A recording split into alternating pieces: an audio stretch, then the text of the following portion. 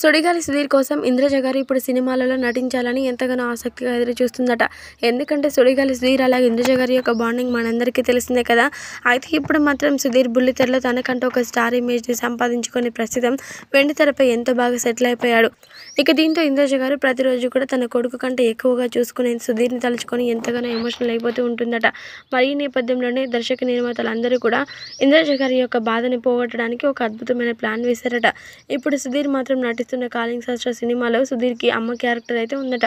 మరి ఈ క్యారెక్టర్ కోసం ఏకంగా వారు వీరు ఎందుకు నిజ జీవితంలో కూడా తనకి జన్మనిచ్చిన అమ్మలాగా ఎంతో అద్భుతంగా చూసుకుంటుంది ఇంద్రజ గారు. పైగా ఆమె సినీ నటి కూడా. అందులోనూ ఆమె సెకండ్ ఇన్నింగ్స్ కూడా స్టార్ట్ చేసింది. కాబట్టి సుధీర్కి అమ్మగా ఇప్పుడు ఇంద్రజ గారిని మాత్రమే ఈ సినిమాలోకి తీసుకోబోతున్నామంటూ దర్శక నిర్మాతలు ఒక నిర్ణయానికి వచ్చారట. మరి ఈ విషయం తెలిసిన సుధీర్ కూడా ఎంతగానో హ్యాపీగా ఫీల్ అయిపోయారట. మొత్తానికైతే నా అమ్మ నా కోసం మళ్ళీ సినిమా రంగంలోకి రావడం మాత్రం నాకు చాలా సంతోషంగా ఉంది అంటూ సుధీర్ ఇంద్రజ గారిపై ఎంతగానో సంతోషాన్ని వ్యక్తం చేశారట.